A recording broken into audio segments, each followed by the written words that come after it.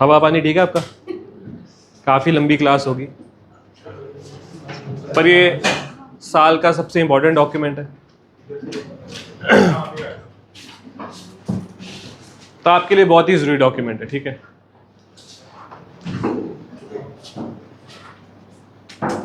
पर एक चीज़ 100% गारंटी है कि आपको ये समझ नहीं आएगा, नहीं आएगा। जब 300 इकोनॉमिस्ट ने 8 महीने लगा के बनाया है तो 1 घंटे में कैसे समझ लोगे? कोशिश करना, जितना समझने की कोशिश कर सकते हो करना। आपको नंबर से कुछ लेना देना नहीं, नंबर्स याद नहीं रहेंगे। मेन समझो अप्रोच क्या है, बजट कहाँ को लेके जाने की कोशिश कर रहा है। इस अप्रोच से समझोगे तो बहुत चीज़ें समझ में आएंगी, ठीक है। तो आपको पता है पहला क्वेश्चन होता है वाई बजट। इसका आंसर क्या है? Because money is limited. भाई पैसा अनलिमिटेड नहीं है ना, लिमिटेड पैसा है, सबको चाहिए, तो बहुत कैलकुलेशंस करनी पड़ती है। आपको बड़ा सिंपल एग्जांपल लेता हूं। मान लो हम लोग डिसाइड करते हैं कि चिल्ड्रन डे के दिन आप लोगों को एक ट्रिप पे लेके जाना, या फिर आपको चूज करने देते हैं जिसने जहां घूमने जाना जाओ। तो मुझे इसके लिए 15,000 का बजट मिला, मैंने आप में इवनली डिवाइड कर दिया, जितने आप लोग थे 15,000 इवनली डिवाइड कर दिया, तो सबके हिस्से 400 आया। कुछ लोग प्लान बना के बैठे थे कि भाई हम जाएंगे मूवी देखने, उनकी तो टिकट ही कम से कम 150 की पड़ेगी, खाने के लिए उनके पास बचा 250। कुछ प्लान बना के बैठे थे कि हम जाएंगे फन सिटी, उनकी तो टिकट ही 650 की। कुछ प्लान करके बैठे थे कि कुछ नहीं करेंगे भाई, रॉक गार्डन चले जाएंगे, उनके क्या है 40 रुपये ऑटो के लगने, 40 रुपये की टिकट। तो जब आपके खर्चे बहुत अलग अलग हैं तो मैं आप में इवनली डिवाइड कर ही नहीं सकता। ऐसी इंडिया की मिनिस्ट्रीज है, डिफेंस को ज्यादा देना ही पड़ेगा, पर may be agriculture ministry come budget में भी संभाल सकती है। तो अगर तो कंट्री के पास अनलिमिटेड पैसा होता तो बजट की जरूरत ही नहीं थी, निकाल लो खजाने में से दे दो। पर पैसा अनलिमिटेड नहीं है, उस पैसे को 1 साल पूरा चलाना है, इसके लिए बजटिंग करनी जरूरी है। एक और बहुत अच्छा एग्जांपल होता है बजटिंग समझाने का। आप लोगों ने कभी भी ऑक्सीजन की बजटिंग नहीं करी, आपको पता है अनलिमिटेड है। आपने कभी ऐसे नहीं सोचा कि भाई सुबह इतने ग्राम ऑक्सीजन ले लेंगे, शाम को इतने ग्राम, रात को इतने ग्राम। पर अगर आपको एक ऑक्सीजन टैंक के साथ पानी के नीचे भेजा जाए, अब ऑक्सीजन की भी बजटिंग करनी पड़ेगी। अगर आप डर रहे हो और तेजी से सांस ले रहे हो तो आपका काम होना बड़ा जरूरी है, नहीं तो जल्दी खर्च करोगे अपनी ऑक्सीजन। तो हर वो चीज जो इंसान के पास लिमिटेड है उसकी बजटिंग करनी ही पड़ती है। तो सरकार भी अपने पैसे की बजटिंग करती ही करती है। और आई होप आपको ये चीज भी बहुत क्लियरली पता है कि बजट बेसिकली 3 हिस्सों में डिवाइड होती है। 3 ही बड़ी चीजें होती हैं बजट में। पहली बड़ी चीज होती है सरकार की अर्निंग्स, दूसरी बड़ी चीज होती है सरकार की स्पेंडिंग्स, और तीसरी बड़ी चीज क्या होती है?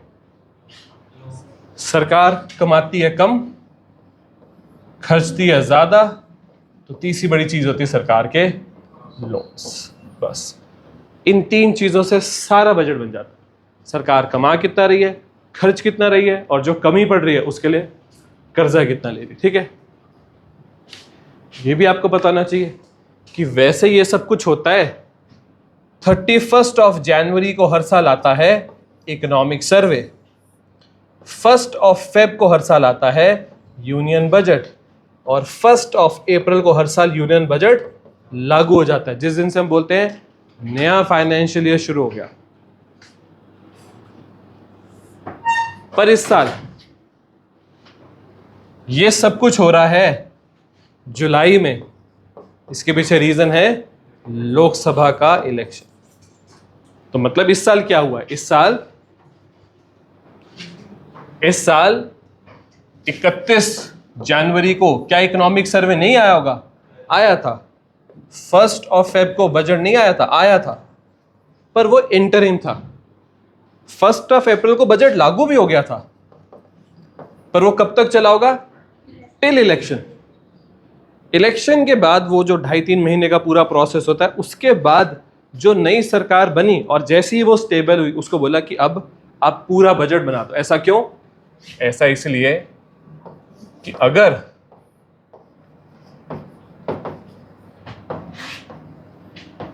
अगर बीजेपी अप्रैल में पूरे साल का बजट लगा देती और कहीं इलेक्शन हार जाती, उसके बाद जो इंडिया अलायंस आता वो बोलता हम थोड़ा ना इतने महीने बीजेपी के बजट के साथ चलेंगे, हम तो अपने हिसाब से ही बनाएंगे। तो जिस साल कंट्री में लोकसभा का इलेक्शन होगा उस साल कंट्री में 2 बार बजट आएंगे, 2 बार इकोनॉमिक सर्वे आएंगे। इसका एक और लेवल भी हो सकता है, जिस साल किसी स्टेट में विधानसभा का इलेक्शन होगा, स्टेट्स भी अपने बजट बनाती हैं। जैसे पंजाब स्टेट का बजट होगा, क्यों? कुछ ऐसे मुद्दे होते हैं जो पंजाब को खुद संभालने होते हैं। जैसे पंजाब पुलिस की फंडिंग पंजाब स्टेट ही करती है, वो सेंटर से नहीं आती। हरियाणा का भी बजट होता है, तो स्टेटों में भी बजट साल में 1 बार आना चाहिए। पर ऐसी कैसी सिचुएशन आए कि स्टेट भी साल में 2 बार बजट बनाए? जब स्टेट में लेजिस्लेटिव असेंबली के इलेक्शन होते हैं, क्योंकि सरकार तब भी बदल सकती है। तो नेशनल लेवल पे जो लोकसभा इलेक्शन से होता है, स्टेट लेवल पे वो विधानसभा इलेक्शन से हो सकता है। ठीक है, ठीक है। तो अगर आप देखो, डेट थी 22 जुलाई और फाइनेंस मिनिस्टर ने प्रेजेंट किया इकोनॉमिक सर्वे।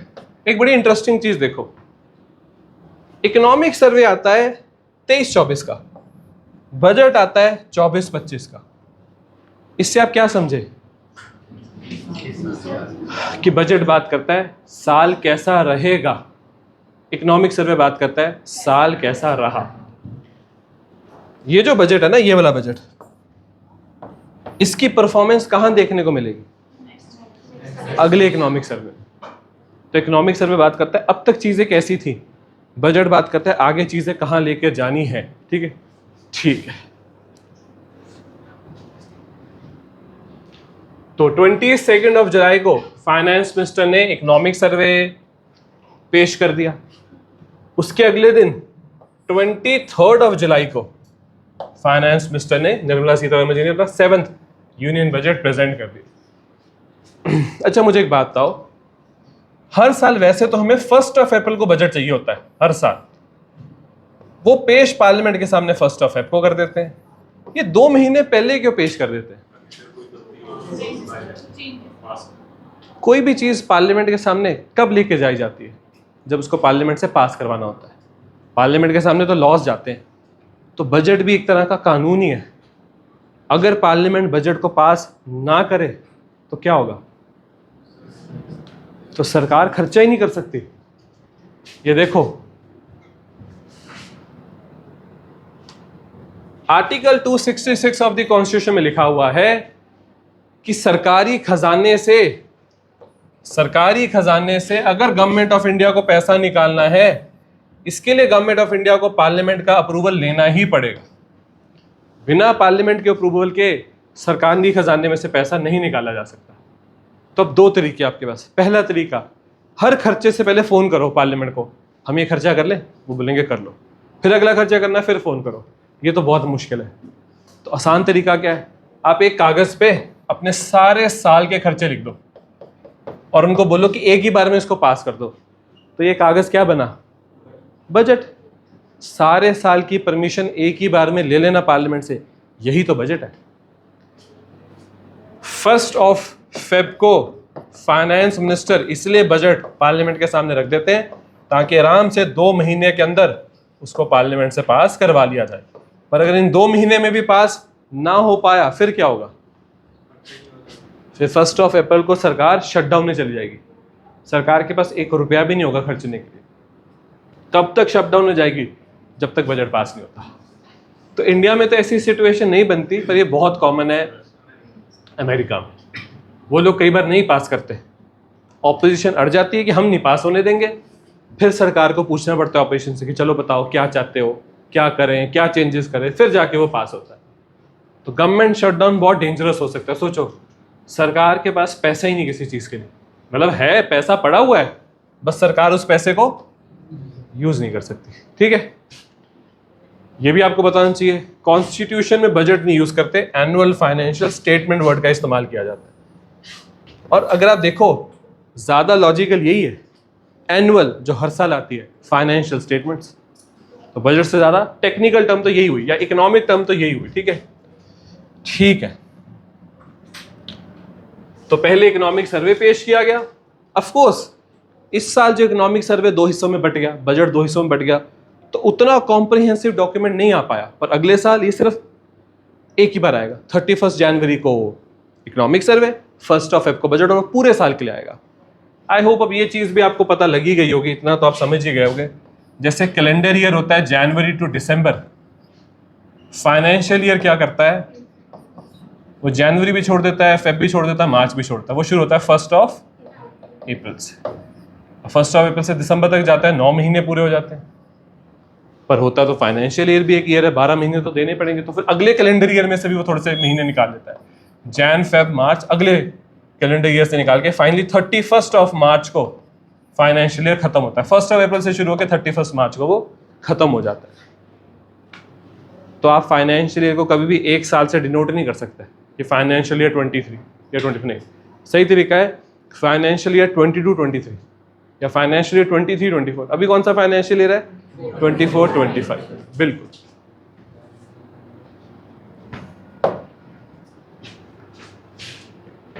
अगर निर्मला सीतारमन 4 बार और बजट प्रेजेंट कर दें तो वो रिकॉर्ड तोड़ देंगे। किसका? किसका?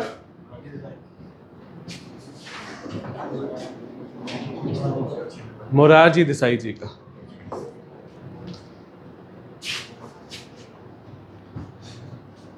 ठीक है,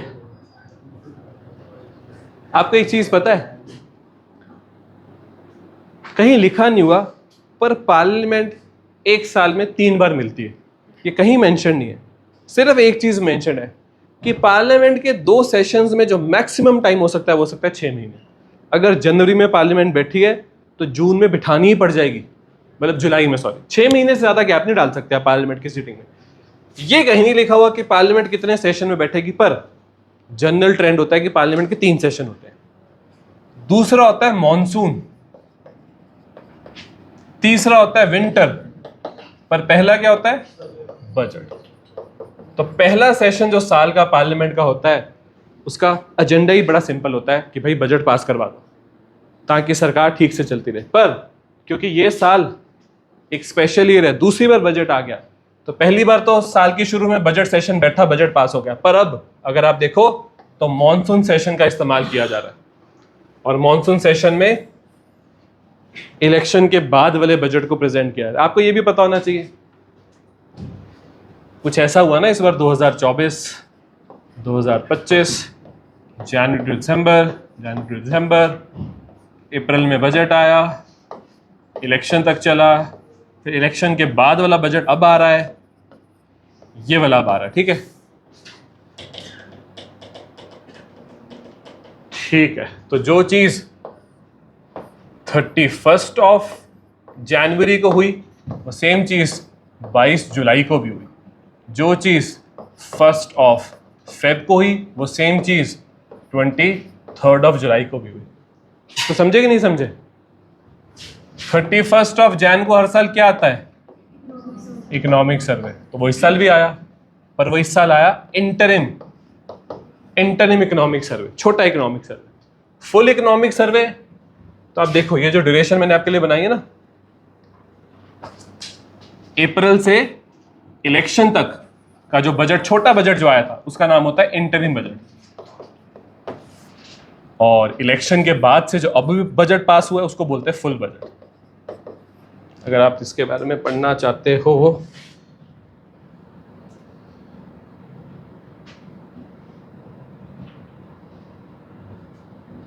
मैंने आपको शुरू में बोला था अपना हवा पानी देख लो, ये बहुत लंबा चलेगा। अभी तो बजट शुरू है यहां से।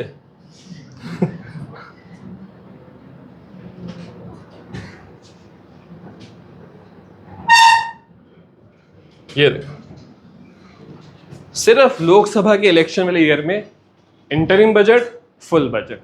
इंटरिम बजट अप्रैल में आ गया था, इलेक्शन तक चला, खत्म। अब इलेक्शन के बाद सरकार बन चुके, अब वो लोग अपना फुल बजट पास करवा रहे हैं। नॉन लोकसभा वाली ईयर में ऐसा कुछ नहीं बोलते इंटरिम फुल, लोकसभा वाली ईयर में बोलते हैं इंटरिम बजट, फुल बजट। ठीक है, ठीक है। तो ये हो चुका है, इसका सारा काम खत्म हो चुका है। अब ये चल रहा है 23 जुलाई को फाइनेंस मिनिस्टर ने अभी तो बजट पार्लियामेंट के सामने रखा है, अभी पास नहीं हुआ है, अभी वो पास होगा, उसके बाद वो लागू होगा। पार्लियामेंट कोई भी चीज पास कैसे करती है? डिस्कशन के थ्रू। तो अभी तो बजट पे डिस्कशंस हो रही हैं, लड़ रही है ऑपोजिशन कि हमें नहीं दिया, आपने बिहार और आंध्रा को ज्यादा पैसे दिए, अभी तो वो सब चलेगा। फाइनली ये पास होगा, उसके बाद लागू होगा। तो अभी तो बहुत चीजें बची हुई हैं।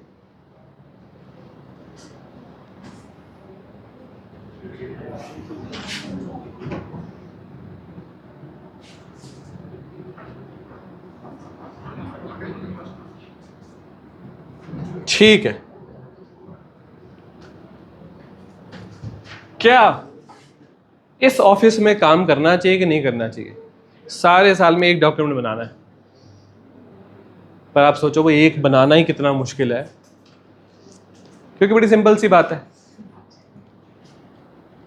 अभी हम लोग जुलाई में अभी तो ये वाला बजट देख रहे हैं, ये लोग अगले साल का बजट बना रहे होंगे, क्योंकि इनके पास टाइम रह कितना गया। अगले साल का बजट किस दिन पार्लियामेंट के सामने आ जाता है? तो आज से 1 फेब में कितने महीने बचे? अगस्त, सितंबर, अक्टूबर, नवंबर, दिसंबर, जनवरी, 6 महीने। ठीक है, जो 1 फेब को पार्लियामेंट के लिए रेडी किया जाता होगा, ऐसा तो नहीं कि 31 जनवरी को उसको लिखना छोड़ते होंगे। सरकार के सामने वो किस डेट को आ जाता है? 10 से 12 जनवरी सरकार देख लेती है, और जिन्होंने बनाया वो कब उसको बना देते होंगे? दिसंबर एंड। अगर दिसंबर एंड में बनाना बंद करना है तो सारी कैलकुलेशंस कब तक खत्म करनी पड़ती होंगी? दिसंबर स्टार्टिंग। तो कब तक के पास आपके लिए एक्चुअल ग्राउंड वर्क का टाइम है? नवंबर एंड, बस। तो आप देखो नवंबर एंड में तो टाइम ही कुछ नहीं बचा। तो ये लोग अगले बजट पे काम कर रहे होंगे, और कई बार इनकी मेहनत कैसे खराब होती है देखो। अगर आप बात करो 2020 की, तो 2020 में 1 फेब को बजट पेश हो गया था। सब लोग तैयार थे कि 1 अप्रैल को उस बजट को लागू कर देंगे, और मार्च में कोविड ने हिट किया। जिस हेल्थ केयर को आपने चवन्नियां दी थी, उस हेल्थ केयर ने अब सब कुछ लेना आपसे। हमने हेल्थ केयर पे 1% जीडीपी भी नहीं खर्चनी थी अकॉर्डिंग टू बजट। कितनी खर्चनी पड़ गई? 23 से लेके 30% के बीच की रेंज थी, कि ऑलमोस्ट 1/3 बजट तो एक हेल्थ में चला गया था हमारा 2020 का। सोचो सारी कैलकुलेशन। आपको एक और एग्जांपल देता हूं। जब ये लोग बजट बनाते होंगे तो इनके लिए बहुत जरूरी होता है काउंट करना कि कच्चा तेल कितने का पड़ेगा, क्योंकि हर चीज के लिए तो फ्यूल चाहिए। सोचो इन्होंने बजट बना दिया और मान लिया कि कच्चा तेल इतने दाम का पड़ेगा, वॉर शुरू होगी, कच्चा तेल महंगा, सारा बजट ही खत्म। तो आसान ये इस डिपार्टमेंट में काम करना, और आपको पता होना चाहिए जब ये फाइनली बजट रेडी करके उसकी प्रिंटिंग वगैरह करते हैं, आपने एक हलवा सेरेमनी के बारे में सुना होगा, उस टाइम पे बहुत सीक्रेसी मेंटेन करनी पड़ती है। बड़े लोग पूछते हैं कि बजट लीक होने से क्यों बचाती रहती है सरकार, बताओ क्या रिस्क हो जाएगा अगर बजट लीक हो गया? पहले तो भाई आपकी कंट्री की क्रेडिबिलिटी क्या रहेगी, आप अपना बजट ही नहीं दुनिया से छुपा पा रहे। दूसरी बात, आपको पता लग जाएगा किन सेक्टर्स का फायदा होने वाला है, किन का नहीं होने वाला। बस सबसे पहली चीज तो लोग क्या करेंगे, उन सेक्टर्स के शेयर खरीदने लग जाएंगे कि जैसे ही बजट अनाउंस होगा और वो सेक्टर्स को फायदा होगा तब बचूंगा मैं। बजट आने से पहले अगर शेयर मार्केट हिलने लग जाएगी तो सबको पता लग जाएगा। शेयर मार्केट से तो एक एक चीज समझ में लगती है। आपको मैं बताता हूं, जिस दिन इंडिया में इलेक्शन हुए, रिजल्ट आया इलेक्शन का, जब बीजेपी का नंबर डाउन आना शुरू हुआ, शेयर मार्केट कांपने लग गई। ऐसा नहीं कि शेयर मार्केट बीजेपी को पसंद करती है या इंडिया अलायंस के अगेंस्ट है। शेयर मार्केट पसंद करती है कि जिसकी सरकार है उसी की रहे, बदले ना। अगर बदलेंगे तो अगला पता नहीं चेंजेस कर सकता है। जिस दिन झूठे एग्जिट पोल आए थे, झूठे ही थे, उन्होंने तो गलत डाटा दिखाया था, उस दिन शेयर मार्केट बहुत खुश थी। तो अगर आपका बजट पहले लीक हो जाए, आपकी शेयर मार्केट खत्म हो जाएगी, कोई सही डाटा नहीं आ पाएगा आपकी शेयर मार्केट से। ठीक है, तो जो पहले डॉक्यूमेंट रिलीज हुआ है पहले उसी को पढ़ते हैं, इकोनॉमिक सर्वे। इकोनॉमिक सर्वे हमेशा जो साल खत्म हो रहा होता है उसके बारे में बात करता है, बजट हमेशा जो साल आगे पड़ा है उसके बारे में बात करता है। ये है वो इंसान जिनके ऑफिस के द्वारा बनवाया जाता है इकोनॉमिक सर्वे। तो ये है chief economic adviser of India, V Anantha Nageswaran ji. इनका ऑफिस बना के रेडी कर देता है। इकोनॉमिक सर्वे को फाइनेंस मिनिस्टर को दे दिया जाता है, फाइनेंस मिनिस्टर सबको सुना देते हैं। ठीक है, तो इकोनॉमिक सर्वे में ये बोला जाता है कि साल कैसा रहा, तो आप कोशिश करते हो थोड़ी पॉजिटिविटी मेंटेन करने की। चीजें अच्छी रही, और बेटर की जा सकती है, सब कुछ बढ़िया था और अच्छा किया जा सकता है। ये बेसिक प्रिंसिपल होता है इकोनॉमिक सर्वे का। ठीक है, तो काफी टाइम से इंडिया के चीफ इकोनॉमिक एडवाइजर की तरह काम कर रहे हैं। ये है इंडिया का इकोनॉमिक सर्वे का इंडेक्स। किन किन चीजों के बारे में हमने बात करी। ऑफ कोर्स हमें एक एक चीज रटने की, एक एक चीज में घुसने की बिल्कुल जरूरत नहीं है। देखो मैं आपको दिखाता हूं ये इकोनॉमिक सर्वे। कितने नंबर्स याद करोगे? आप समझ रहे हो, कोई नहीं कर सकता दुनिया में। तो बात को समझो, नंबर्स याद करके कुछ नहीं होने वाला। आपको ट्रेंड समझना है, आपको समझना है ये चीज हुई तो क्यों हुई, इस चीज को नहीं किया तो क्यों नहीं किया। ये हमारा मेन फोकस होगा। ठीक है, इकोनॉमिक सर्वे कहां से शुरू होता है? कहते हैं कि भाई दुनिया की ग्रोथ अच्छी चल रही है, कोविड के जितने इंपैक्ट से खत्म हो चुके हैं, अब दुनिया बढ़िया से बाहर निकल रही है। दुनिया में महंगाई दर भी कंट्रोल से बाहर जा रही थी, अब वो भी ठीक है।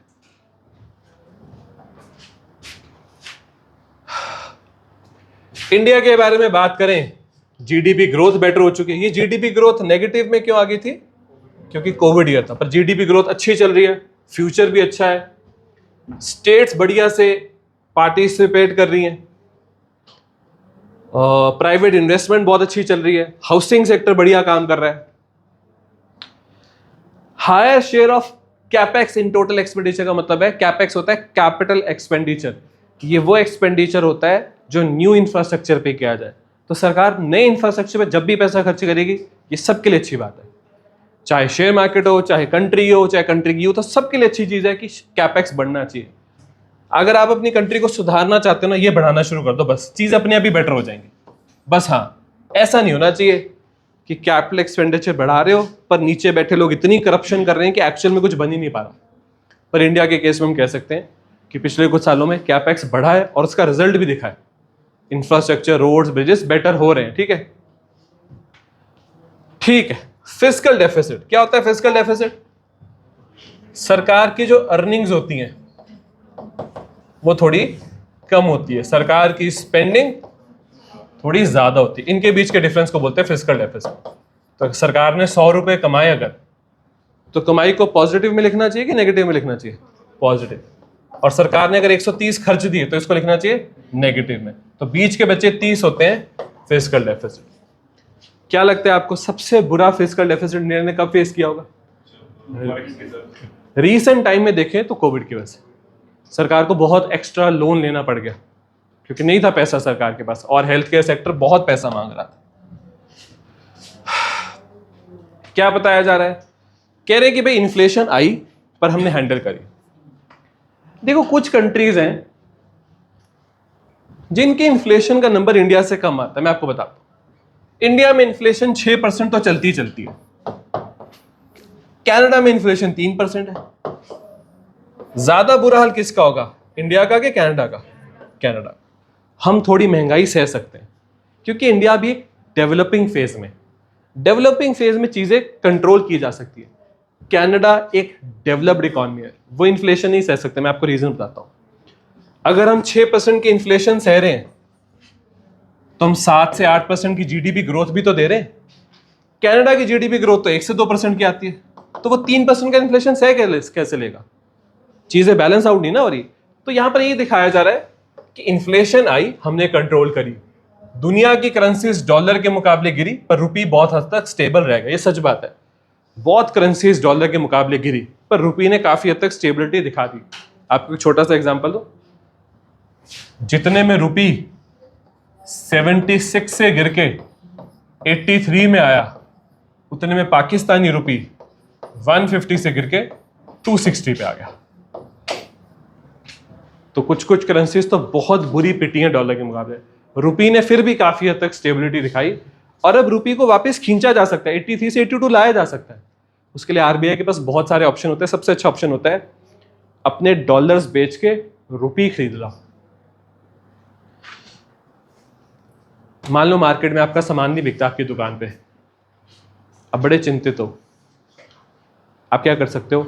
शाम के टाइम पे जब मार्केट भरी हुई है, कुछ लोगों को पैसा दो कि मेरी दुकान के सामने रश लगा दो, सबको दिखाओ कि मेरी दुकान से सामान खरीद रहे हो। पता है आपको इंडियंस का एक बड़ा सिंपल अप्रोच है कि जिस दुकान के सामने रश है या जिस रेडी के सामने रश है वहीं का माल अच्छा है। आपने खुद पैसे देकर लोगों को खड़ाया, एक फेक डिमांड जनरेट करने की कोशिश करी अपनी दुकान की। ऐसा करेंसीज में भी किया जा सकता है। सोचो आप डॉलर देके रुपये मांग रहे हो तो दुनिया सोचेगी पता नहीं रुपये में ऐसा क्या है, चलो हम भी खरीद लेते हैं। तो ऐसा करके आप इसको वापस थोड़ा सा ऊपर फिर ला सकते हो, थोड़ा बहुत, ठीक है। पर हाँ, इतनी इसको गिरावट नहीं मानना जाएगा, क्योंकि पिछले 1 से 1.5 साल में ना डॉलर अजीब सा ही है। पिछले 1 से 1.5 साल में डॉलर बहुत चढ़ा। अगर आप चाहते हो ये जानना क्यों चढ़ा तो मैं आपको बता सकता हूं। पिछले 1-1.5 साल में इंडिया में महंगाई बढ़ी, यूएसए में भी महंगाई बढ़ी। जब भी किसी कंट्री में महंगाई बढ़ती है तो सबसे पहला तरीका होता है महंगाई को कंट्रोल करने का, अपनी करेंसी को कम छापो। महंगाई कंट्रोल करनी है ना, कंट्री में करेंसी कम छापनी शुरू कर दो। यूएसए ने डॉलर कम छापने शुरू कर दिए। जब यूएसए ने डॉलर कम छापे तो डॉलर यूएसए से बाहर भी कम गया। जब दुनिया में डॉलर की कमी हुई तो बताओ, अगर मार्केट में प्याज कम है तो महंगा बिकेगा कि सस्ता बिकेगा? जैसे ही दुनिया में डॉलर की कमी हुई डॉलर चढ़ने लग गया। क्योंकि हम सारी दुनिया की करेंसी उसको डॉलर से कंपेयर करते हैं, तो डॉलर चढ़ने लग गया तो हमको क्या दिखा? हमको दिखा ये सब गिरने लग गए। अगर आप सबकी हाइट में इस दीवार से नापूं, जब आप लोग नहीं थे मैंने दीवार ही उठवा दी, तो अगले दिन आपको ये थोड़ा ना बोल सकता कि तुम सभी छोटे हो गए एक रात में, दीवार लंबी हुई है पर मैं तुम्हारे ऊपर डालूंगा, तुम छोटे हो गए। ये होता है डॉलर और बाकी करेंसीज को कंपेयर करना। डॉलर स्ट्रांग होता है ना तो भी हम बोलते हैं रुपये भी गिर गया, पाउंड भी गिर गया, येन भी गिर गया। वो नहीं गिरे, वो वही है। आप जिससे उनको कंपेयर करते हैं वो चढ़ गया थोड़ा सा, ठीक है। सीपीआई आपको पता है महंगाई भी बहुत तरीके की होती है। कंज्यूमर प्राइस जो एक नॉर्मल इंडियन को पड़ती है उसको काफी हद तक स्टेबल रखने की कोशिश की गई। बहुत सारे ऐसे इनिशिएटिव जिससे इंडिया का बिल्कुल एक कॉमन इंसान, या फिर कहें कॉमन से भी नीचे एक ऐसा इंसान जो फाइनेंशियली थोड़ा पुअर कैटेगरी में आता है, उसके लिए सरकार बहुत तरह के इनिशिएटिव चलाती है। उज्ज्वला योजना है, आयुष्मान भारत है, आवास योजना है, जल जीवन मिशन है। सब में अच्छा फंड दिया गया, सबको अच्छा ग्रो करवाया गया और कंट्री के लोगों को फायदा हुआ। बैंक क्रेडिट स्ट्रॉन्ग करवाया गया। क्या होता है बैंक क्रेडिट? बैंक क्रेडिट होता है जो बैंक लोन्स बांटते हैं। क्या बैंकों को लोन बांटना चाहिए कि नहीं बांटना चाहिए? बहुत जरूरी है, पर केयरफुली लोन बांटो, केयरफुली। अगर तुम्हारा बांटा गया पैसा वापस नहीं आया तो फिर तुम फंसोगे। अगर बैंक्स का बांटा गया पैसा वापस नहीं आया तो एनपीए इशू आ जाता है। पर अगर आप अपना पैसा लोगों को दे रहे हो, उस पैसे से लोग बिजनेस खड़ा कर रहे हैं और तुम्हें टाइम पे पैसा वापस भी कर रहे हैं, ये परफेक्ट सिचुएशन है जो इंडिया के बैंकों के साथ अच्छी चली।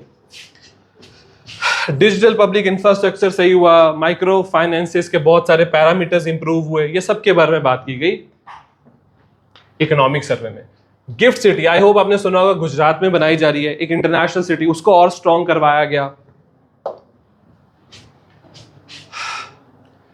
दुनिया की कंट्रीज के कंपैरिजन में इंडिया का इन्फ्लेशन रेट काफी हद तक कंट्रोल में था। डेविएशन क्या होता है कि आपने एक टारगेट रखा और एक्चुअल में चीज अलग आई।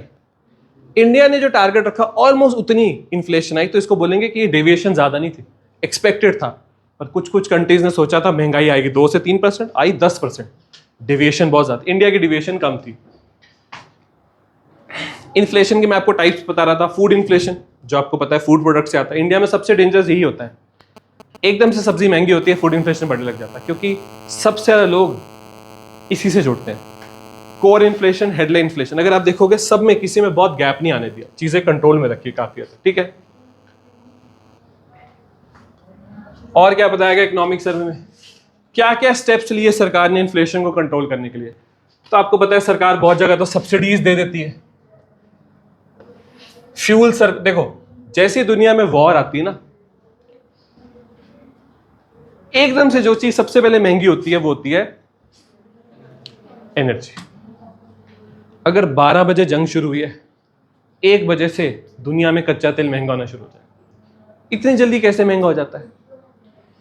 इसको ऐसे समझो, अभी फाइनेंस मिनिस्टर बजट की स्पीच में बस बोल ही रहे थे कि गोल्ड सस्ता कर रहे हैं हम, और साथ में कल्याण ज्वेलर का शेयर चढ़ने लग गया। ऐसा थोड़ा ना कि कल्याण ज्वेलर ने उसी टाइम पे गोल्ड बेच दिया, नहीं। लोग जब इस बात को समझ लेते हैं कि क्या महंगा और क्या सस्ते होने वाला है, उस हिसाब से शेयर खरीदने लग जाते हैं। अगर सरकार बोल रही है कि गोल्ड सस्ता कर रहे हैं, तो किसका प्रॉफिट बढ़ने वाला है? कल्याण ज्वेलर्स का। अगर किसी कंपनी का प्रॉफिट बढ़ने वाला है तो उसका शेयर खरीदो। तो इस वजह से चेंजेस बहुत जल्दी आते हैं। अगर कहीं वॉर शुरू हुई तो 1 घंटे में कच्चा तेल महंगा कैसे हो सकता है? क्योंकि सबके मन में डर बैठ जाता है कि रशिया और यूक्रेन की वॉर हो रही है, रशिया से भी तेल निकलता है, पता नहीं रशिया का तेल निकलेगा कि नहीं निकलेगा, मतलब कंट्री का नहीं, कंट्री के अंदर का, ठीक है। पता नहीं रशिया ब्लैक सी यूज करने देगा कि नहीं करने देगा, कहीं ये लोग मिलकर दुनिया के मर्चेंट शिप्स को अटैक ना करने लग जाएं, कहीं इजराइल और हमास की वजह से सुएज कैनाल ना बंद हो जाए। तो ये सब कैलकुलेशन होने लग जाती है। तो आगे जाके तेल महंगा रियल में होना है कि नहीं होना पता नहीं, पर लोग पहली सोच सोच के और शेयर मार्केट में इंपैक्ट डाल डाल के करवा देते हैं, ठीक है। तो सरकार ने क्या किया, जंगों की वजह से जो थोड़ा बहुत तेल महंगा हुआ भी था, सरकार ने उसका इंपैक्ट नहीं आने दिया। क्यों? आपको बताना चाहिए। अगर आप इतना प्राइस पे कर रहे हो कच्चे तेल का, पेट्रोल डीजल का, तो उसमें से एक्चुअल प्राइस तो इतना ही होता है, बाकी तो सब टैक्स होता है। तो जब ये बढ़ रहा था धीरे धीरे, तो सरकार ने सोचा कोई बात नहीं, हम अपना टैक्स कम कर लेते हैं। एकदम से कंट्री में पेट्रोल डीजल महंगा नहीं करेंगे, एकदम से महंगा करते तो रिस्क हो जाता, बहुत रिस्क हो जाता है कि इन्फ्लेशन हद से बाहर ना निकल जाए। ये एक बहुत ही ज्यादा स्पेसिफिक चार्ट है दिखाने के लिए रूरल अर्बन इन्फ्लेशन गैप, कि किसी स्टेट के शहरों में महंगाई किस तरह से बढ़ रही है, गांव में महंगाई किस तरह से बढ़ रही है। इसको बहुत अच्छे से स्टेट वाइज दिखाया गया है।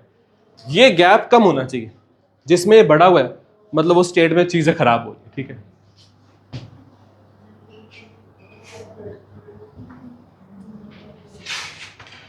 सर्विसेज एक्सपोर्ट हमेशा ही हमारे बहुत बेटर रहते हैं, अभी भी अच्छे हैं, और स्ट्रॉन्ग करने की कोशिश की जाएगी। सर्विसेज एक्सपोर्ट में आईटी बहुत बड़ा एक्सपोर्ट में आता है, ठीक है। लॉजिस्टिक्स परफॉर्मेंस होती है कि आपकी कंट्री में सामान एक जगह से दूसरी जगह भेजना कितना ईजी हो रहा है। आप अपने ट्रेन्स को इंप्रूव करो, शिप्स को इंप्रूव करो। जैसे आपने सुना होगा केरला के विजन जैम में हमने पहला बड़ा पोर्ट बनाया, उससे आपका लॉजिस्टिक्स परफॉर्मेंस अपनी आप अच्छी होती रहेगी। आज इंडिया में जब आप सामान एक जगह से दूसरी जगह भेजते हो, वो ज़्यादा महंगा पड़ता है एज कम्पेयर टू अमेरिका, क्योंकि हमको अपना इंफ्रास्ट्रक्चर अभी और अच्छा करना है। जैसे जैसे आप इसको अच्छा करते रहोगे, ट्रैवलिंग में टाइम भी कम लगेगा, पैसा भी कम लगेगा, चीज़ सस्ते में जा सकती है। अगर सबसे अजीब चीज़ इकोनॉमिक सर्वे में लिखी थी ना, तो वो ये थी, बोला गया कि इलेक्ट्रॉनिक सेक्टर में ना बहुत ग्रोथ नहीं हो पा रही, एक सोल्यूशन है उस ग्रोथ को बढ़ाने का, चाइना के साथ रिलेशन सुधार लो। अब इकोनॉमिक सर्वे में एक फॉरेन पॉलिसी की बात लिखी हुई है, क्यों सुधार लो? कहा गया कि दुनिया में सबसे ज्यादा इलेक्ट्रॉनिक्स बनता है ऑफ कोर्स चाइना में, पर चाइना में अब एक बेसिक लेबर ज्यादा पैसा मांगती है। अगर आप चाइना को अलाउ करो तो वो अपने प्लांट्स बहुत सारे इंडिया में शिफ्ट करना चाहेंगे, क्योंकि यहाँ लेबर आज भी सस्ती है। तो चाइनीज कंपनी को भी फायदा, हमें भी फायदा। तो क्या हम चाइना का अलाउ नहीं करते? आपको पता होना चाहिए इन्वेस्टमेंट्स दो तरह से आ सकती है इंडिया में। एक होता है डायरेक्ट वे या फ्री वे, एक होता है रिस्ट्रिक्टेड वे या गवर्नमेंट वे। डायरेक्ट वे में आप सीधे इन्वेस्टमेंट करते हो आके, रिस्ट्रिक्टेड वे में आपको पहले गवर्नमेंट ऑफ इंडिया से पूछना पड़ता है। चाइना इंडिया में सीधी इन्वेस्टमेंट्स नहीं कर पाता। हमने कानून बना दिया था कि जिन जिन कंट्रीज का बॉर्डर इंडिया के साथ लगेगा उनके लिए फ्री वे अलाउड नहीं है। और कौन सी ऐसी कंट्री है जिसका हमारे साथ बॉर्डर लगता है और वहां से इन्वेस्टमेंट इंडिया आती होंगी? कोई भी नहीं, और सिर्फ एक ही है, चाइना। तो हम सीधे चाइना पे नहीं कानून लगाना चाहते थे, तो हमने एक अलग चीज अप्रोच करी कि जिसका बॉर्डर लगता है। चाइना अगर इंडिया में सीधी सीधी इन्वेस्टमेंट करना चाहे नहीं कर सकता, पहले उसको सरकार से परमिशन लेनी पड़ती है। क्या लगता है आपको ये कानून कब बना होगा? गलवान के बाद। ये गलवान के बाद बना था, ठीक है। तो इकोनॉमिक सर्वे कह रहा है कि इसको हटाओ, चाइना को आने दो इंडिया में। पर आई होप आप इतना समझते हो कि इकोनॉमिक सर्वे के बेसिस पे फॉरेन पॉलिसी नहीं बदलेगी। पर हाँ, इन्होंने बोला इलेक्ट्रॉनिक सेक्टर को जरूर फायदा होगा।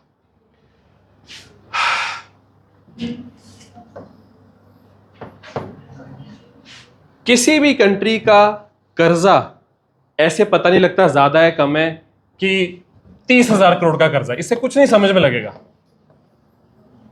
30,000 करोड़ का कर्जा ज्यादा होता है कि कम होता है? अफगानिस्तान के लिए ज्यादा है, अमेरिका के लिए कुछ भी नहीं है। असली पैरामीटर होता है डेट टू जीडीपी रेशो।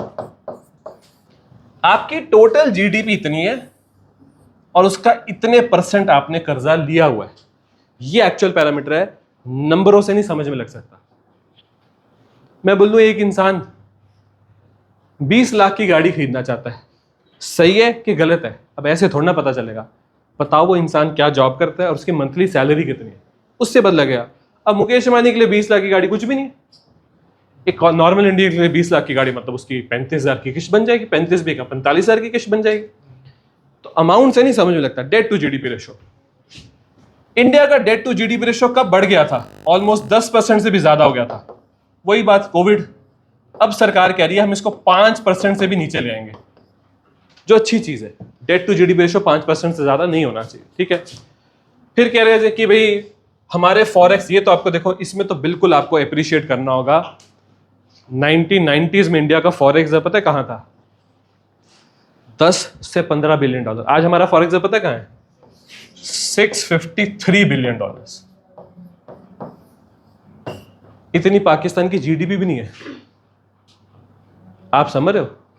जितना इंडिया सिर्फ रिजर्व में रख रहा है अपने पास कि कल को कुछ हो गया तो इसको यूज कर। आप सोचो इतने पैसे में ब्याज ही कितना आ जाता होगा। मान लो आपसे पूछा है आपका महीने का कितना खर्चा है, आप बोलोगे भाई मेरा महीने का खर्चा है 35,000 रुपए, ठीक है। अगर आपके पास अकाउंट में 4 करोड़ रुपए हैं तो आपको जिंदगी में कुछ करने की जरूरत नहीं है, और वो 4 करोड़ को भी कुछ नहीं होने वाला। आप उस पर ब्याज ही बहुत कमा लोगे। इतना ब्याज कमाओगे कि आपका ऐसे टाइम निकल जाएगा। आप इस बात को समझ रहे हो कि नहीं समझ रहे हो? आपके पास अकाउंट में जितना पैसा है उस पर मिनिमम कितना ब्याज मिल जाता है? अगर बैंक के भरोसे रहोगे तो कुछ नहीं मिलेगा। थोड़ा शेयर मार्केट में जाओ, थोड़ा हाथ पैर मारो, 5 से 6% तो आराम से मिलेगा साल का। तो मान लेते हैं 6% अगर साल का, तो महीने का 0.5%। तो 1 करोड़ अगर आपके पास है तो 1 करोड़ का 1% कितना होता है? 1 लाख। 0.5% कितना होता है? 50,000 रुपये आपको महीने के मिलेंगे।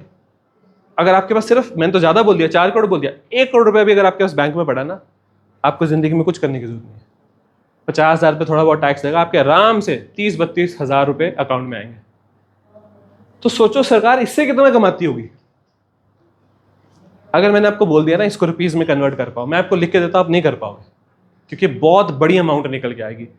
1 बिलियन डॉलर 8,300 करोड़ होता है, 10 बिलियन डॉलर 83,000 करोड़ होता है, 100 बिलियन डॉलर 8.3 लाख करोड़ होता है। 8.3 लाख करोड़ को 6 से मल्टीप्लाई करें तो वो बन गया 8 से 48, तो ये कुछ भी 53-54 लाख करोड़ रुपीज है। इस पे ब्याज कितना आता होगा सरकार को? और वो सारा ब्याज आरबीआई इकट्ठा करता है। आपने सुना होगा आरबीआई सरप्लस, सारा सरकार को मिल जाता है। तो ऐसा नहीं इस पैसे को रोक के सरकार नुकसान करवा रही है। सरकार बहुत समझदार है, इस पैसे को रोक भी रही है इमरजेंसी के लिए और इसमें से ब्याज भी कमाती है। एफपीआई क्या होता है? 2 तरह की इन्वेस्टमेंट्स होती हैं, foreign portfolio investment, foreign direct investment. इनमें फर्क क्या होता है? ये लॉन्ग टर्म के लिए आती है, ये शॉर्ट टर्म के लिए आती है। दोनों में से जरूरी कौन सी होती है? दोनों ही जरूरी होती है, दोनों ही चाहिए होती हैं। ज्यादा अच्छी लॉन्ग टर्म होती है, पर शॉर्ट टर्म भी आप पे भरोसा दिखाती है।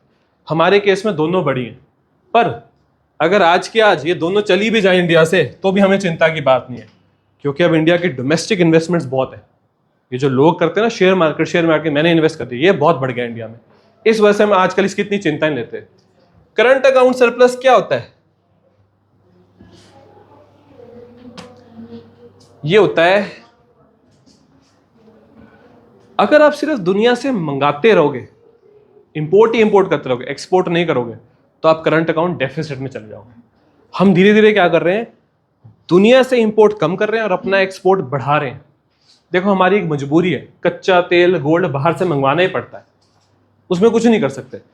पर हमने सोचा कि यार अगर हम पेट्रोल में थोड़ा सा एथेनॉल मिला दें तो पेट्रोल कम मंगा के भी चल जाएगा। हमने सोचा कि अगर स्टील खुद बनाने लग जाए तो बाहर से मंगवाने की जरूरत नहीं पड़ेगी। उल्टा हमने ऐसे भी सोचा कि अब इंडिया में मोबाइल फोन्स बहुत बनते हैं, क्यों ना हम इसका एक्सपोर्ट शुरू कर दें। इंडिया में इलेक्ट्रिक 2 व्हीलर बहुत बनते हैं, क्यों ना हम इसका एक्सपोर्ट शुरू कर दें। तो धीरे धीरे हम सिचुएशन करंट अकाउंट सरप्लस की तरफ ला रहे हैं। ये तो आपको बहुत छोटी सी दिख रही है, ज्यादातर तो डेफिसिट ही होता है, ज्यादातर हम ही दुनिया से ज्यादा मंगवाते हैं। पर अगर जिस तरह से हम चल रहे हैं, अगर चलते रहे तो हम सरप्लस में भी आ जाएंगे। हमारा दुनिया को एक्सपोर्ट ज्यादा होगा, हमारा दुनिया से इंपोर्ट कम हो जाएगा। ये हम कर सकते हैं, धीरे धीरे और देखने को मिलेगा। अमृत काल क्या है? आपको पता है 2047 इंडिया के 100 साल इंडिपेंडेंस के पूरे हो जाएंगे।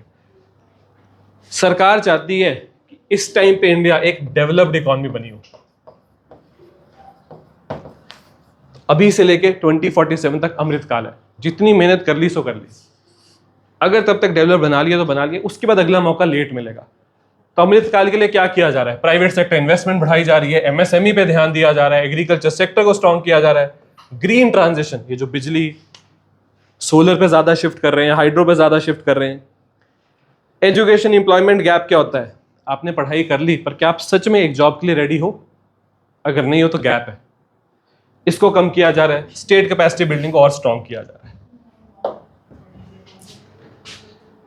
कोई भी कंट्री अगर आज के टाइम पे एक लंबी रेस में आना चाहती है तो अगर वो क्लाइमेट को अवॉइड करेगी ना तो सब खत्म हो जाएगा। बहुत सारे लोगों का ये मानना है कि जो 2024 में गर्मी पड़ी है, ऐसी गर्मी कभी देखी नहीं गई थी। आप दुनिया की सबसे स्ट्रॉन्ग इकॉनमी बन जाओ पर बाहर 70 डिग्री सेल्सियस है तो क्या करोगे? फायदा थोड़ा ऐसी इकॉनमी बनाने का। इस बात को समझना बड़ा जरूरी है। आपको पता ना चाहिए, इंडिया ने दुनिया को एक टारगेट दिया हुआ है, 2070 तक इंडिया नेट जीरो कार्बन मीटर बनना चाहता है। मतलब आज हमारी वजह से अगर इतना CO2 रिलीज होता है तो हमारे जंगल वापस से इतना एब्जॉर्ब कर लेते होंगे। हम 2070 में चाहते हैं जितना CO2 रिलीज हो जंगल सारा एब्जॉर्ब करे। तो उसमें बड़ी सारी चीजें कर रहे हैं, सोलर पे और ज्यादा काम कर रहे हैं, ट्री फॉरेस्ट को बढ़ा रहे हैं, बहुत सारी चीजें की जा रही हैं। जिस दिन इंडिया में राम मंदिर की प्राण प्रतिष्ठा थी, उस दिन इंडिया में सूर्य घर योजना भी शुरू कर दी गई। रूफ टॉप सोलर, अपने घर की छत पे एक सोलर पैनल लगाओ, सरकार आपको अलग से सब्सिडी भी देती है। एक नॉर्मल घर पे सोलर प्लांट लगाने का खर्चा कम से कम 1 लाख आता है। सरकार कह रही है कि 40,000 तो सीधे हमसे ले लो, उसका नहीं तुम्हें खर्चे डालेंगे। और वो सोलर पैनल जो आपने लगाया घर की छत पे, वो धीरे धीरे आपके लिए फ्री हो जाएगा। क्यों? वो आपकी बिजली बचाएगा ना। आपका बिल अगर पहले 7,000 आता था तो ना करते भी वो बिल 7 से 5,500 पे आ जाएगा। तो हर महीने 1,500 की सेविंग होगी, वो अपने आप ही फ्री हो जाएगा आपको कुछ टाइम के बाद। एनर्जी एफिशिएंसी, आपने देखा होगा पहले वो मोटे मोटे से बल्ब लगे होते थे, उनकी कोई लाइट भी नहीं होती थी। अब हर चीज को LED में शिफ्ट किया जा रहा है। आप सोच भी नहीं सकते, वो बल्ब जितने यूनिट खाता था और वो LED जितने यूनिट खाती थी, उसमें 1/100 का फर्क पड़ता है। इतना महंगा होता था उस बल्ब को चलाना, और अब हम एफिशिएंसी की तरफ जाने की कोशिश कर रहे हैं। आजकल इंडिया में बड़ी इंपॉर्टेंट चीज है, AC खरीद रहे हो 3 स्टार खरीदो, 4 स्टार खरीदो, इन्वर्टर खरीदो, नॉन इन्वर्टर खरीदो। तो हम चीज यूज कर रहे हैं पर एफिशिएंटली यूज करने की कोशिश कर रहे हैं। सोशल सेक्टर बेनिफिट्स, जैसे फीमेल्स के लिए कुछ करना, पुअर के लिए कुछ करना, जो अभी खुद इतना लायक नहीं बन पाया उसके लिए कुछ करना, इसमें सरकार बहुत तरह के इनिशिएटिव्स ले रही है।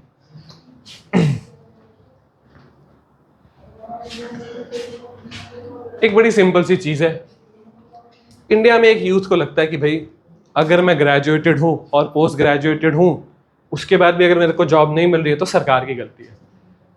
आप लोग सोच भी नहीं सकते, इंडिया में सारी सर्विसेज मिला दो, सरकारी और प्राइवेट, हर टाइम पे कम से कम 30 से 35% नौकरियां वेकेंट होती हैं हर टाइम पे। तो एक नॉर्मल बंदा कहता है कि ये क्या गलत हिसाब है, नौकरी है, नौकरी करने वाला भी है, तो रखते क्यों नहीं?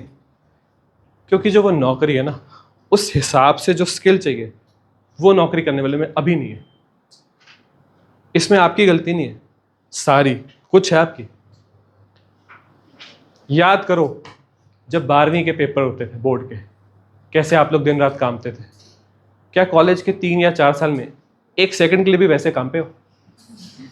यहीं से आपको आपका आंसर मिल जाएगा। अगर आपको 12वीं में नौकरी पे रख लेते आप ज़्यादा कैपेबल थे, अब आप कम कैपेबल हो।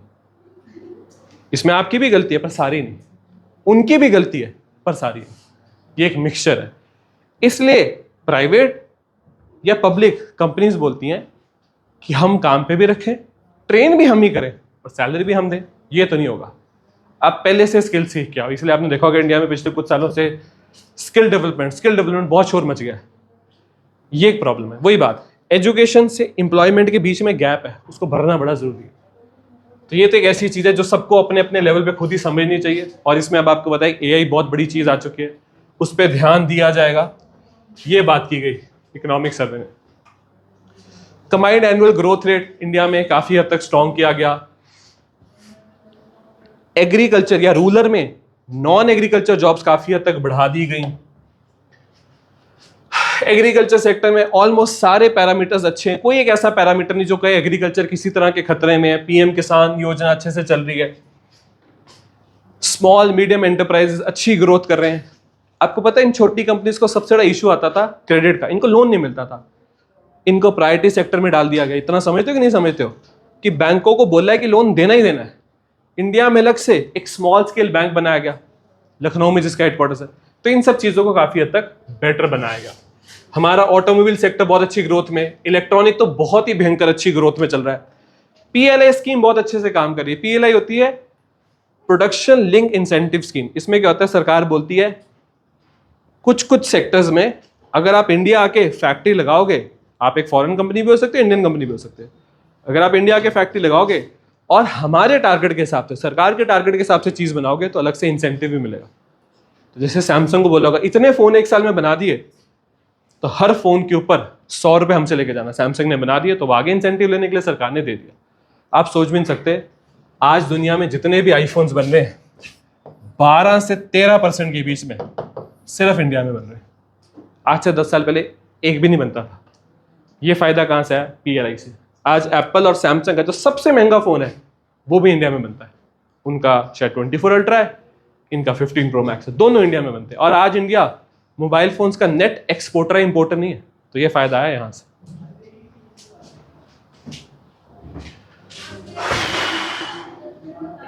स्टार्टअप्स यहां नहीं आगे लिखा हुआ है और आपको भी बताता हूं।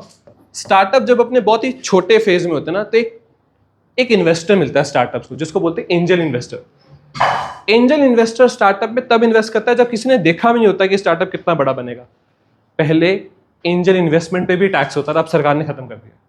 अगर एक बहुत यंग टाइम में आप एक स्टार्टअप में पैसा डालना चाहते हो, सरकार आपसे कोई टैक्स नहीं मांग रही। सरकार कह रही है स्टार्टअप को ग्रो करवा दो बस। आई होप आपको पता है इंडिया में स्टार्टअप जब बड़े बन जाते तो यूनिकॉर्न नाम दिया जाता है। इंडिया के यूनिकॉर्न स्ट्रांग है पर पिछले कई सालों से यूनिकॉर्न बनने बंद हो गए। अब सरकार फिर से चाहती है कि और यूनिकॉर्न्स आए। ये जोमैटो, स्विगी, बाइजूस, ये सब यूनिकॉर्न्स हैं। यहां पर क्या दिखाया जा रहा है कि किस तरह से हमने चीजों को पोस्ट कोविड बहुत हद तक इंप्रूव किया। पीएमआई पता है आपको क्या होता है? ये होता है परचेजर्स मैनेजिंग, ये मैनेजर इंडेक्स। ये क्या बताता है ना, ये 50 से ऊपर रहना चाहिए। ये सर्विसेज सेक्टर का अलग निकलता है, मैन्युफैक्चरिंग अलग निकलता है। जो बड़ी बड़ी कंपनी के मैनेजर्स होते हैं उनसे पूछा जाता है कि आपको क्या लगता है अगला महीना कैसे जाएगा। अगर वो बोलते हैं हमारे हिसाब से तो अच्छा जा रहा है तो ये 50 से ऊपर जाने लग जाती है। अगर वो बोलते हैं भाई अभी भी काम अच्छा नहीं, अगले महीने में और खराब होगा, तो ये 50 से नीचे जाने लगता है। दोनों बहुत अच्छे चल रहे हैं। मैन्युफैक्चरिंग पीएमआई भी अच्छा चल रहा है, सर्विसेज पीएमआई भी अच्छा चल रहा है। रियल एस्टेट स्ट्रांग हो रहा है। टेक स्टार्टअप्स इंडिया में बढ़ते जा रहे हैं। इकोनॉमिक एक्टिविटीज में हर तरह की चीजों में, एयर कार्गो, शिपिंग, हर तरह की चीज में हमको पॉजिटिविटी देखने को मिल रही है। कहीं हम ऐसा नहीं कह सकते कि कोई बड़ी दिक्कत आने वाली है। इंफ्रास्ट्रक्चर की बात करें तो रोड्स में काफी काम हो रहा है, रेलवे, वाटर, ये तो आप अपने सामने देख रहे हो। एनर्जी सेक्टर में हम न्यूक्लियर पावर प्लांट्स बढ़ाना चाहते हैं बहुत ज्यादा। हर तरह की ऐसी चीज जो इंफ्रास्ट्रक्चर में आती है उसमें ओवरऑल ग्रोथ ही देखने को मिलती है। सोशल एक्टिविटीज में खेलो इंडिया बहुत अच्छा चल रहा है। आपको शायद कुछ हद तक रिजल्ट इस बार के ओलंपिक्स में देखने को मिलेगा। Water sanitation project, tourism, water resource management, space, आपको इस साल नहीं अगले साल पहली बार दिखेगा कि इंडियंस को स्पेस में भेजा जाएगा एक इंडियन रॉकेट के थ्रू गगनयान के अंदर। ये चीजें काफी हद तक बेटर चल रही हैं।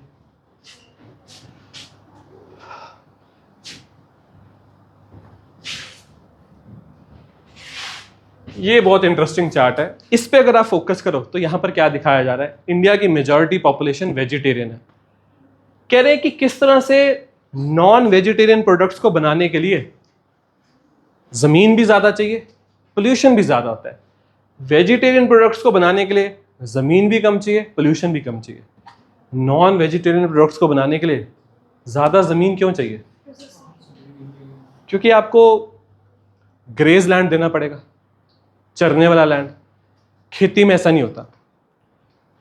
आप यकीन नहीं कर सकते, दुनिया में सबसे ज्यादा कार्बन एमिशन हमारे जो खाने की वजह से होती है, सबसे ज्यादा होती है बीफ की वजह से। बहुत भयंकर कार्बन एमिशन होती हैं, पर वेजिटेबल्स की कार्बन एमिशन बहुत डाउन है। तो ये हमारे लिए एक एडिड है कि इंडिया की पॉपुलेशन वेजिटेरियन है तो उससे हमको बहुत फायदा मिलता है।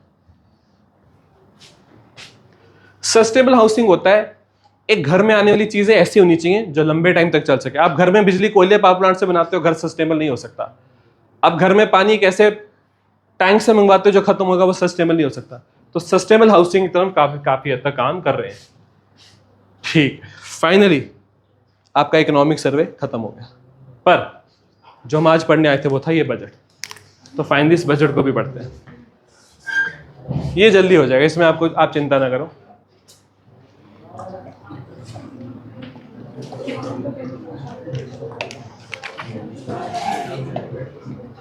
ठीक है,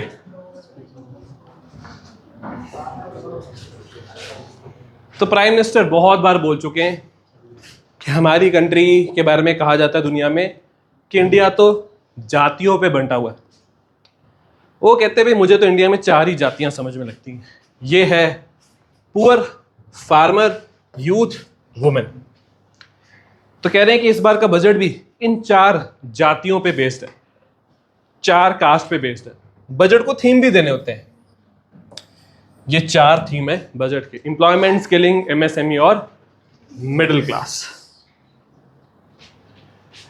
इस पूरे चार्ट को अगर आप पढ़ो तो बेसिकली सिर्फ ये बता रहे हैं कि कैसे हम अपने एग्रीकल्चर सेक्टर को और ग्रो कर रहे हैं और ज्यादा टेक्नोलॉजी का इस्तेमाल कर रहे हैं। आपको छोटा सा एग्जांपल देता हूं। पंजाब और हरियाणा के किसानों को 2 ही तरह के क्रॉप ज्यादा पसंद आते थे, वीट राइस। अब या तो आप इसको टेक्नोलॉजी का रीजन बोलो, सरकार की पॉलिसी बोलो, और बहुत तरह के क्रॉप्स को भी उगाने की कोशिश की जा रही है। बिना टेक्नोलॉजी के एक किसान एक साल में 3 फसलें नहीं लगा सकता। थोड़ा बहुत टेक्नोलॉजी आए, थोड़ी बहुत ब्रीडिंग एक्टिविटीज आए, एक किसान 3 फसल भी लगा सकता है। वो काफी हद तक देखा जा रहा है। यहां पर कुछ पीएम पैकेजेस के बारे में बात की गई है, किस तरह से बहुत सारे स्किल प्रोग्राम्स, आपने सुना होगा विश्वकर्मा योजना जैसे प्रोग्राम्स हैं जिसमें लोगों को स्किल और ज़्यादा सिखाने की कोशिश की जाती है और ज़्यादा केपेबल बनाने की कोशिश की जाती है यूथ को। उस पर सरकार खर्चा करेगी, ये बताया गया बजट में। विकसित भारत, मैंने आपको बताया विकसित भारत का सिंपल मतलब है 2047 तक इंडिया को एक डेवलप्ड इकोनॉमी बना देना। तो विकसित भारत के लिए क्या क्या इनिशिएटिव्स हैं, क्या क्या प्रायोरिटीज़ हैं, जैसे 3 लाख करोड़ खर्चा किया जाएगा ऐसी स्कीम्स पे जो स्पेसिफिकली फीमेल्स या गर्ल्स के लिए हैं। प्रधानमंत्री जनजातीय उन्नत ग्राम अभियान को और ज़्यादा इंप्रूव किया जाएगा। ये जो आंध्र प्रदेश का स्पेशल पैकेज है वो यहाँ पे लिखा हुआ है, ऐसा ही एक स्पेशल पैकेज बिहार को भी मिला है। बहुत सारे लोगों का ये कहना है कि भाई बिहार और आंध्र प्रदेश इसलिए स्पेशल पैकेज ले गए क्योंकि अलायंस की सरकार है, ठीक है। अब वो आपका पॉइंट ऑफ व्यू है। जब हम कोई चीज़ पढ़ते हैं ना, उसमें हम यही मान के चलते हैं कि सरकार ने इसको प्योर कंट्री के इंटरेस्ट में किया है। अब वो आप अपना पर्सनल लेवल पे आप देख सकते हो, ठीक है। देखो ये चीज बहुत क्लियरली मानी जाती है, हमारा प्राइमरी सेक्टर जिसमें एग्रीकल्चर वगैरह है अच्छा रहा, हमेशा से अच्छा रहा, लोग बहुत ज्यादा जुड़े। हमारा टर्शरी सेक्टर सर्विसेज जल्दी ग्रो कर गया, पर हमारा सेकेंडरी मैन्युफैक्चरिंग आज भी स्ट्रगल करता है। कोई हम 4-5 सेक्टर्स में अच्छे हो गए इसका ये मतलब नहीं कि सारी मैन्युफैक्चरिंग सुधर गई। आज भी मैन्युफैक्चरिंग में चीजें इंप्रूव की जा सकती है और मैन्युफैक्चरिंग का सोल्यूशन निकलता है एमएसएमई से। 95% फैक्ट्रीज एमएसएमई के अंदर आती है, मुश्किल से 5% फैक्ट्रीज जो बड़ी कंपनीज की मैक्सिमम फैक्ट, और जितने लोग मैन्युफैक्चरिंग में काम करते हैं वो भी सबसे ज्यादा यही है। इनको जितना सुधारोगे चीजें उतनी आपके लिए बेटर होंगी। तो अब ये जो मुद्रा लोन जगह जगह देख रहे हो ना, सब इनके लिए। ठीक है, अर्बन डेवलपमेंट, शहरों में रहने वाले लोगों के लिए स्ट्रीट मार्केट्स को और बेटर बनाना, वाटर मैनेजमेंट पे काम करना, स्टैम्प ड्यूटी इजी कर देना। ये सेंटर भी करता है पर स्टेट्स भी अपने लेवल पे करता है। ऐसे कुछ महीने पहले पंजाब ने स्टैम्प ड्यूटी कम की हुई थी कि अगर आपकी अनरजिस्टर्ड प्रॉपर्टीज है करा लो रजिस्टर, हम आपसे इतना टैक्स लेंगे। तो ये अर्बन डेवलपमेंट का पार्ट आ गया, ठीक है। आवास योजना जिसको हाउसिंग फॉर ऑल भी बोलते हैं, वो जो रिसेंटली शो आया था पंचायत का सीजन 3, उसमें एक एपिसोड इसी स्कीम पे था। जिसको इंडिया में घर नहीं है अगर वो अप्लाई करेगा तो सरकार सिचुएशंस देख के आपको एक बस जितनी नेसेसरी उतना घर बना के दे देगी, अंडर आवास योजना, या इसको हाउसिंग फॉर ऑल भी बुलाते हैं। ठीक है, अगर आप देखो यहां बात की जा रही है मॉड्यूलर रिएक्टर्स, छोटे न्यूक्लियर पावर प्लांट। देखो बड़ा न्यूक्लियर पावर प्लांट बनाने के लिए जमीन बहुत चाहिए, शहर से दूर होना चाहिए और पानी बहुत चाहिए। छोटा प्लांट जो है ना वो शहर के नजदीक भी बन सकता है, जमीन भी कम चाहिए होती है और उसमें सेफ्टी भी ज्यादा होती है। बड़े प्लांट में खतरा होता है। तो हम लोग अपनी एनर्जी सेक्टर को काफी हद तक मॉडर्नाइज कर रहे हैं। ये तो आपको बता ही दिया, ये तो बहुत बड़ी चीज है ही ऑलरेडी, ठीक है, और इससे बहुत फायदे हो रहे हैं। जिस दिन मैंने आपको बड़ी बात बताया, जिस दिन इंडिया में ये रूल बन गया ना कि घर बना रहे हो तो घर की छत पे सोलर पैनल लगेगा ही लगेगा, उस दिन इंडिया में असली चेंजेस आएंगे। किसी को सोचना भी नहीं पड़ेगा कि कोयला जलाना है कि नहीं जलाना, सोलर ही पूरा कर देगी, क्योंकि हम एक ऐसी कंट्री है साल में 300 से ज्यादा दिन हमको धूप मिलती है क्लियर, तो वो फिर उसके बाद हमारे लिए और कुछ नहीं रह जाएगा, सोलर ही बहुत पड़ेगी, ठीक है। जब भी सरकार इंफ्रास्ट्रक्चर पे ध्यान देगी तो सरकार को एक पर्टिकुलर टाइप का खर्चा बढ़ाना होता है, जिसको बोलते हैं कैपिटल एक्सपेंडिचर। तो पहले आपको यही समझा देते हैं।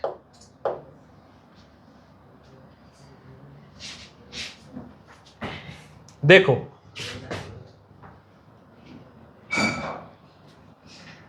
सरकार की कमाई को बजट में लिखा जाता है रिसीट्स, सरकार के खर्चे को बजट में लिखा जाता है एक्सपेंडिचर। रेवेन्यू रिसीट्स के साथ एक छोटा सा लिख दो फिक्स्ड, ऐसे ही रेवेन्यू एक्सपेंडिचर के साथ भी लिख दो फिक्स्ड। कैपिटल रिसीट्स के साथ लिख दो नॉन फिक्स्ड, ऐसे ही कैपिटल एक्सपेंडिचर के साथ भी लिख दो नॉन फिक्स। बस हो गया। सरकार बेसिकली दो तरह की कमाई करती है, दो तरह की रिसीट्स होती है, रेवेन्यू रिसीट्स, कैपिटल रिसीट्स। क्या होती है रेवेन्यू रिसीट्स? जो फिक्स कमाई होनी है। क्या है फिक्स्ड? टैक्सेस, आना ही आना है। क्या टैक्सेस में ग्रोथ होनी चाहिए? होनी चाहिए, पर इसका ये मतलब नहीं कि जो थोड़े लोग टैक्स देते उन्हीं पे प्रेशर बढ़ाते रहो, जो नहीं टैक्स देते उनको इंक्लूड करवाओ। क्या इंडिया में सच में लोग टैक्स नहीं देते हैं? जीएसटी तो सभी को देना होता है, वो तो सामान खरीदने में लग जाता है। इनकम टैक्स एक ऐसी प्रॉब्लम है जो बहुत सारे लोग नहीं देना चाहते, नहीं अपनी इनकम शो करना चाहते। उसको बढ़ा के अगर आपका ये इंक्रीज होता तो गुड, पर जो थोड़े से लोग आपके पास फंस गए हैं उन्हीं के इनकम पे टैक्स लगाते रहोगे, नॉट गुड। आप समझ रहे हो? कौन कभी नहीं बच सकते सरकार के इनकम टैक्स से? सबसे ज्यादा होते हैं गवर्नमेंट एम्प्लॉइज, स्टेट या सेंटर, उनका तो पता होता ही होता है। उसके बाद आते हैं बड़ी कंपनी के एम्प्लॉइज, पर जो अनऑर्गेनाइज सेक्टर है, एमएसएमई सेक्टर है, वहां क्या सैलरीज कैसे जा रही है पता ही नहीं लग पाता। आप उसको स्ट्रॉन्ग करो, काफी हद तक स्ट्रॉन्ग हुआ भी है। जितना इंडिया कैश को छोड़ के डिजिटल हो रहा है, सरकार के पास बहुत एडिशनल डाटा आ रहा है। इसको स्ट्रॉन्ग करके टैक्स बढ़ाओ, गुड। जितने लोग हैं उन्हीं पे टैक्स बढ़ाते रहोगे, नॉट गुड, ठीक है। Capital receipts non fix. Non fix क्या होता है? सबसे अच्छा एग्जांपल है लोन्स। क्या पता कितने लेंगे सरकार? तो सरकार के पास ये दो सबसे बड़े हिस्से होते हैं कमाने के, टैक्सेस और लोन्स। ये देखो, सरकार जब 1 रुपया कमाती है तो 27 पैसे कहां से आते हैं? लोन से। 19 पैसे इनकम टैक्स से, 18 पैसे जीएसटी से, 17 पैसे कॉर्पोरेशन टैक्स से। बाकी रह क्या गया? समझे आपने? सरकार की इनकम को क्या बोलते हैं? रिसीट्स। रिसीट्स दो तरह की होती है, revenue receipts, capital receipts. Revenue receipts जो फिक्स्ड है, क्या हुआ revenue? Revenue receipts, revenue receipts, revenue receipts. दूसरी क्या होती है? कैपिटल रिसीट्स, जो फिक्स्ड नहीं है। वो क्या होता है? देखो, इन्हीं को जोड़ दिया तो बाकी रह क्या गया फिर आपके लिए?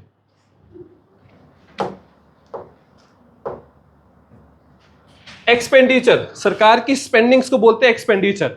रेवेन्यू एक्सपेंडिचर, फिक्स खर्चा। क्या होता है सरकार का फिक्स खर्चा? सबसे बड़ा होता है सैलरीज और पेंशन, ये तो देनी पड़ेंगे कुछ मर्जी हो जाए।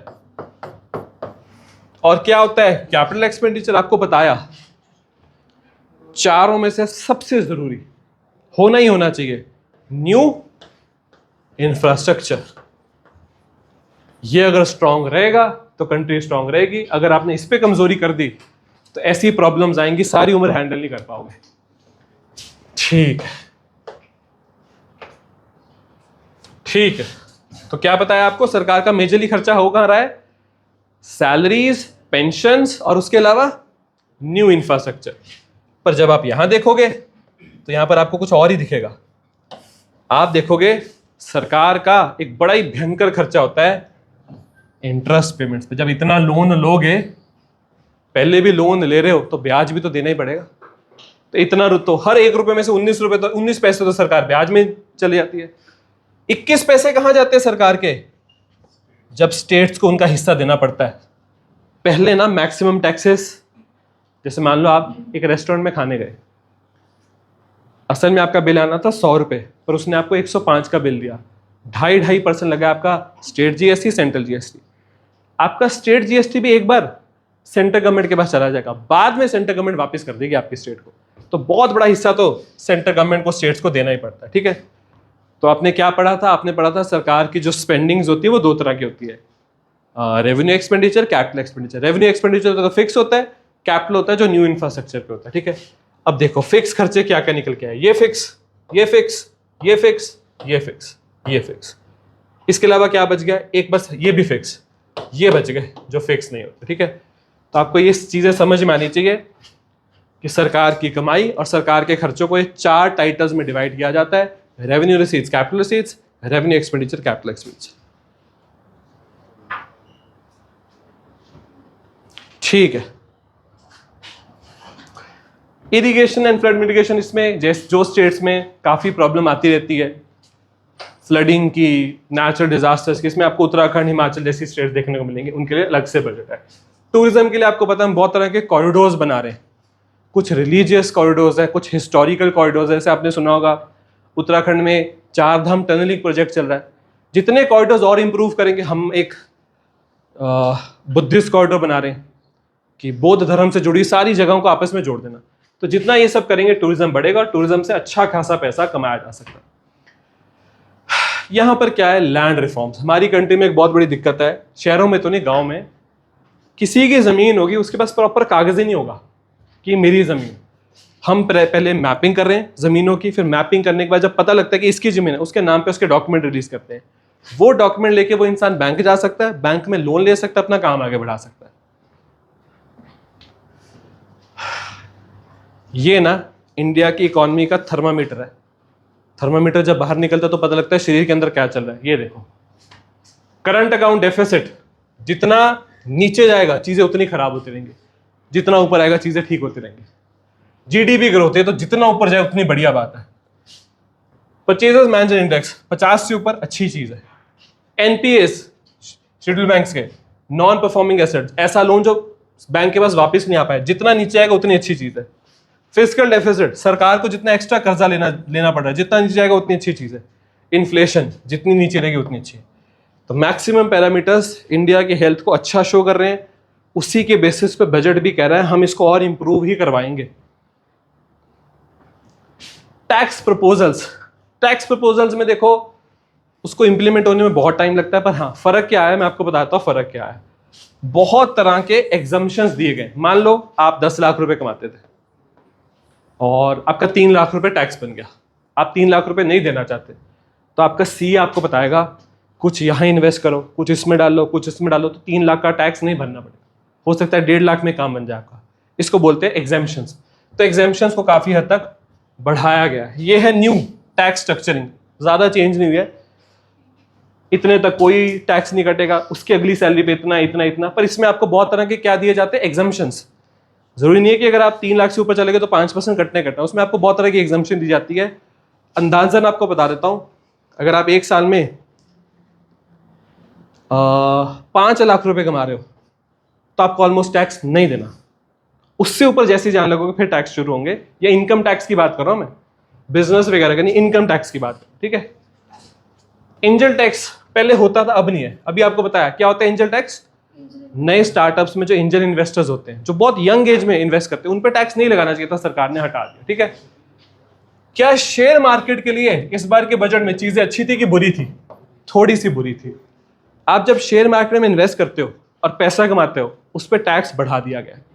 शॉर्ट टर्म गेन टैक्स बढ़ चुका है 20% तक, लॉन्ग टर्म टैक्स 10% से हो चुका है 12.5, ये हो चुका है 15 से 20। तो शेयर मार्केट खुश नहीं है, थोड़ी सी नाराज है इस नए बजटिंग रिफॉर्म से। अब इसको बहुत अच्छे से देखो, रूपी कम्स फ्रॉम, रूपी गोज टू। तो सरकार जब भी एक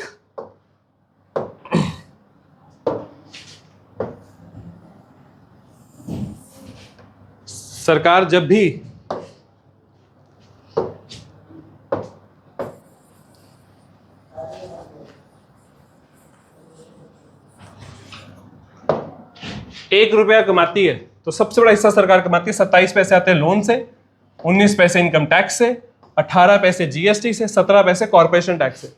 कॉर्पोरेशन टैक्स वो होता है जो बड़ी बड़ी कंपनीज पे लगाया जाता है। 5 पैसे आते हैं एक्साइज ड्यूटी से। किस पे लगती है एक्साइज ड्यूटी? वो कस्टम ड्यूटी होती है। एक्साइज होती है जब सामान एक स्टेट से बन के दूसरी स्टेट बिकने के लिए जाता है। आपने देखा पहले एक वर्ड यूज करते थे चुंगी। चुंगी क्या होती थी? छोटे छोटे फाटक लगते थे, वहां एक्साइज के लोग खड़े होकर देखते थे कि ट्रकों ने एक्साइज भरा है कि नहीं भरा। अब तो ऑनलाइन होता है। जब हिमाचल से पंजाब की तरफ ट्रक आ रहा होता है तो वो एक टोल के पास खड़े हो जाते हैं, वहां उनका एक्साइज चेक होता है। ठीक है, जब इंटर स्टेट ट्रेड होता है। कस्टम्स ये होता है जब बाहर से मंगवाया जाता है। नॉन टैक्स रिसीट्स क्या होता है? जो सरकार बिना टैक्स के कमाए, जैसे सरकारी फाइन्स, चलान्स। नॉन डेट कैपिटल रिसीट, जो सरकार बिना लोन के कमाए। ठीक है, रुपी गोज टू, सरकार जब भी एक रुपया खर्चती है तो सबसे बड़ा हिस्सा तो चला जाता है, 21 पैसे तो कहां चले जाएंगे? ये चले जाएंगे स्टेट्स में। हिलता नहीं यहां से? चलो ठीक है। तो 21 पैसे तो स्टेट्स को उनका शेयर देना होगा। अगला बड़ा है ब्याज, लोन्स का ब्याज देना पड़ता है। फिर गवर्नमेंट ऑफ इंडिया ब्याज वाला पंगा रखती क्यों है? क्योंकि सरकार को पता है जीडीपी ओवरऑल बढ़ जाती है, हम लोन संभाल लेंगे। जिस दिन इंडिया की जीडीपी नहीं बढ़ेगी, सरकार अपने सारे लोन छोड़ देगी। Central sector scheme, central sponsored scheme, दो तरह की स्कीम होती है। सेंट्रल सेक्टर में इंप्लीमेंटेशन भी सेंट्रल गवर्नमेंट करती है, इंप्लीमेंटेशन भी सेंट्रल गवर्नमेंट करती है और पैसा भी सारा सेंट्रल गवर्नमेंट देती है। सेंट्रल स्पॉन्सर्ड में इंप्लीमेंटेशन दे दी जाती है स्टेट्स को और खर्चे का बड़ा हिस्सा खर्चे का सेंटर देता है, बाकी थोड़ा बहुत स्टेट्स को भी देना पड़ता है। जब भी सरकार 100 रुपए खर्चेगी, 8 पैसे सीधे डिफेंस को जाएंगे, 6 पैसे सब्सिडीज देनी पड़ती हैं, 4 पैसे चले जाते हैं पेंशन में, 9 पैसे एक्सपेंडिचर की तरह रखने पड़ते हैं। थोड़े से फाइनेंस कमीशन वो बॉडी होती है जो टैक्सेस का डिवीजन देखती है, उसके लिए भी थोड़े से रखने पड़ते हैं। तो इस तरह से सरकार असल में अपना 1 रुपया खर्चती है और 1 रुपया कमाती है। ये कुछ मेजर चीजें। डिफेंस को कितना मिला? 4.5 लाख करोड़ से ज्यादा। रूरल डेवलपमेंट को 2.5 लाख करोड़ से ज्यादा, एग्रीकल्चर को 1.5 लाख करोड़ से ज्यादा, होम को 1.5 लाख करोड़ के आसपास। एजुकेशन का परसेंटेज बढ़ी है पिछले सालों के मुकाबले, 1.25 लाख करोड़ के आसपास।